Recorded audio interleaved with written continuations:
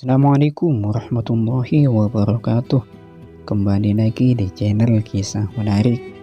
Bagaimana kabarnya untuk antum semua? Semoga baik-baik saja. Kali ini kita akan membahas salah satu habaib yang berjasa dalam kemerdekaan Indonesia, yaitu Habib Idrus bin Salim Al-Jufri, atau dikenal dengan Sayyid Idrus bin Salim Al-Jufri, atau sebutan lainnya Guru Tua. Beliau lahir di Tarim, Hadramaut, Yaman pada tanggal 15 Maret 1892 Masehi. Beliau merupakan tokoh pejuang di Provinsi Sulawesi Tengah dalam bidang pendidikan agama Islam. Sepanjang hidupnya, ulama yang akrab disapa Guru Tua ini dikenal sebagai sosok yang cinta ilmu. Tak hanya untuk diri sendiri, ilmu itu juga beliau tularkan kepada orang lain. Salah satu wujud cintanya pada ilmu adalah didirikannya Lembaga Pendidikan Islam Al-Khairat sebagai sumbangsih nyata Guru Tua kepada agama Islam. Al-Khairat didirikan di Palu, Sulawesi Tengah kala beliau berusia menginjak 41 tahun. Habib Idrus dianggap sebagai inspirator terbentuknya sekolah di berbagai jenis dan tingkatan di Sulawesi Tengah yang dinaungi organisasi Al-Khairat dan terus berkembang di kawasan timur Indonesia. Pada bulan Syawal 1934 Hijriah bertepatan dengan tahun 1916 Masehi, ayah beliau wafat.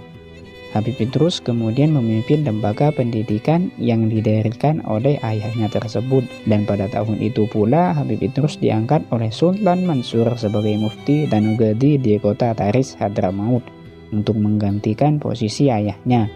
Padahal usianya saat itu baru 25 tahun.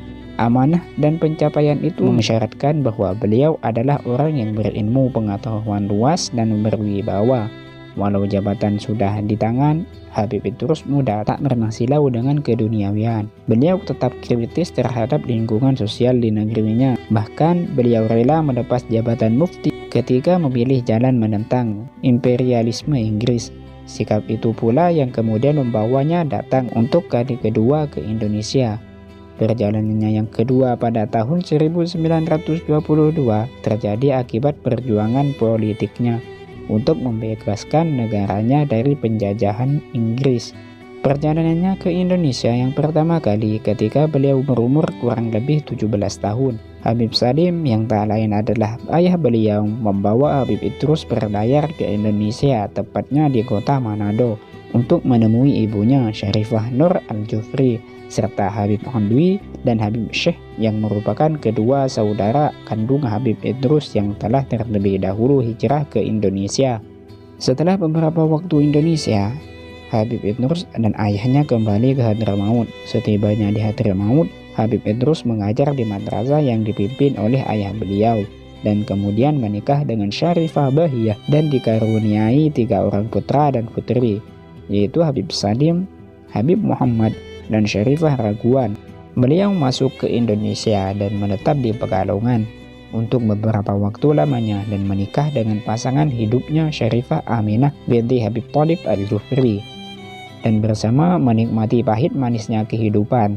Ketika itu beliau berdagang kain batik tetapi tidak mendapat kemajuan karena cintanya kepada dunia pendidikan melebihi dari segala-galanya. Dari pernikahan tersebut beliau dikaruniai 2 anak perempuan, yaitu Syarifah Dulu dan Syarifah Nikmah.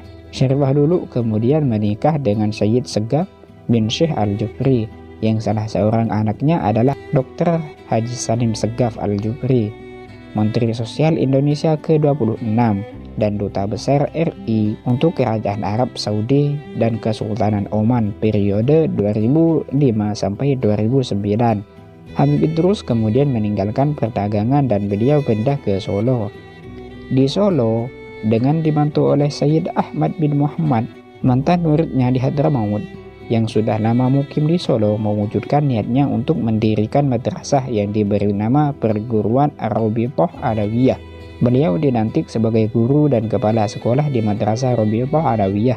Setelah beberapa tahun, beliau pindah ke Jombang dan tinggal beberapa lama di sana. Pada tahun 1926, beliau pindah ke kota Jombang. Habib Idrus berkenalan dengan beberapa tokoh Islam, di antaranya Kiai Haji Hashim Asy'ari, pendiri organisasi Nahdlatul Ulama di Jombang yang juga pemimpin Pondok Pesantren Tebu Ireng. Pertemuan kedua tokoh ini menjalin persahabatan yang sangat baik karena keduanya sama-sama pimpinan agama, terutama karena keduanya mempunyai ikatan pemahaman yang sama, yakni sebagai penganut paham Imam Syafi'i, Ahlus Sunnah wal Jamaah. Kemudian beliau memulai perjalanannya ke timur Indonesia untuk memberi petunjuk dan berdakwah di jalan Allah, antara lain di Maluku, dan menetap untuk beberapa bulan lamanya sambil melakukan lawatan dan dakwah beberapa wilayah kecamatan seperti Bacan, Jilolo, Marotai, Patani, Weda, Kayuwa, dan sebagainya. Selanjutnya ke Sulawesi Utara, Sulawesi Selatan, Kalimantan, dan Irian Barat. Beliau kemudian berlayar menuju Manado atas ajakan kakak beliau Habib Alwi bin Salim Al-Jufri yang berada di Manado. Awal kedatangan Habib Idrus Diwani di kota Palu, Sulawesi Tengah dalam rangka memenuhi panggilan dari kakak beliau Habib Alwi bin Salim Al-Jufri untuk mengajar di Wani pada tahun 1929 Masehi. Kehadiran Habib Idrus Diwani merupakan wujud dari keinginan masyarakat setempat yang ingin mengenal Islam lebih baik. Mereka pun bersama-sama mendirikan sebuah tempat yang digunakan untuk proses belajar mengajar. Madrasah pendidikan ini diberi nama Al-Hidayah, yang mana memiliki kesamaan dengan madrasah yang telah dibangun oleh dua bersaudara, Habib Ali Al-Habsyi dan Habib Abdullah Al-Habsyi di Toja, Una-Una, Ampana. Pada tahun 1930 Masehi, Habib Idrus pun pindah ke kota Palu yang kala itu bernama Celebes. Kehadiran Habib Idrus di kota Palu merupakan wujud dari keinginan masyarakat setempat yang ingin mengenal Islam lebih baik. Habib Idrus menggunakan ruangan toko Haji Quraisy di Kampung Ujuna sebagai ruangan belajar mengajar, dan kemudian pindah ke rumah almarhum Haji Daeng Maroka di Kampung Baru depan Masjid Jami Kampung Baru. Rupanya di Palu inilah memberikan inspirasi yang kuat untuk tinggal dan menetap dalam rangka melakukan dakwahnya setelah menyaksikan keadaan masyarakat yang masih sangat terbelakang dalam pemahaman ajaran Islam. Salah satu strategi yang digunakan agar cepat diterima masyarakat Palu, Habib Idrus menerima saran dari berbagai tokoh masyarakat. Habib Idrus pun memutuskan untuk menikah salah seorang bangsawan, Putri Khalidi, yang juga merupakan sosok perempuan yang sangat berperan dalam pengembangan Yayasan Nahdlatul Pusat. Dengan ketetapan hati dan petunjuk dari Allah, pada tahun 1931 Masehi, Habib Idrus pun menikahi Ince Ami. Dari perkawinan ini, beliau dikaruniai dua orang putri, yaitu Syarifah Sidah Al-Jufri dan Syarifah Sa'diyah Al-Jufri. Keberadaan para habaib di daerah-daerah Sulawesi Tengah juga turut membantu perkembangan Madrasah Al-Khairat. Salah satunya adalah keluarga Al-Habsyi yang berada di Ampena, Kabupaten Tojo Una-Una.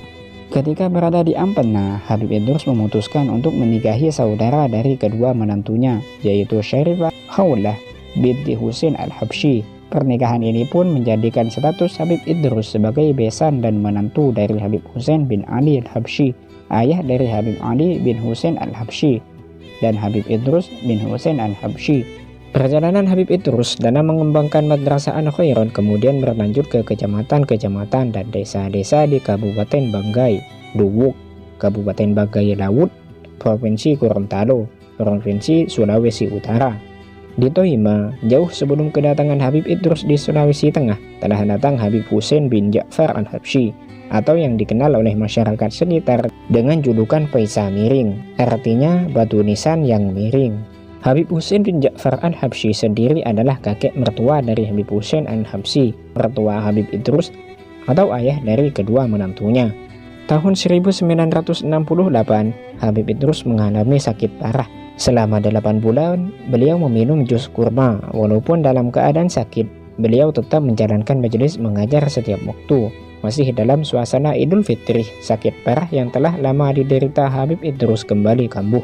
Bertambah hari sakitnya semakin berat, maka guru, ulama, dan sastrawan itu wafat pada hari Senin 12 Syawal 1389 Hijriah.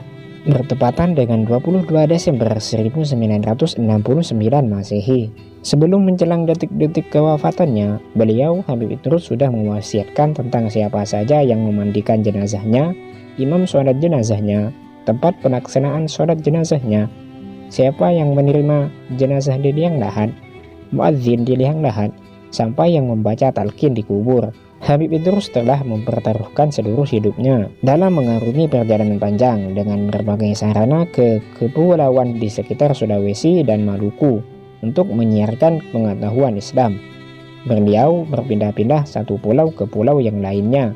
Hingga akhir hayatnya, beliau Habib Idrus berhasil membangun 420 madrasah yang tersebar di seluruh wilayah Palu. Cukup sekian video kali ini. Semoga yang menyaksikan video ini akan bertambah rasa cintanya kepada para habaib.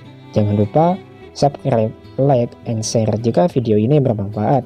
Assalamualaikum warahmatullahi wabarakatuh.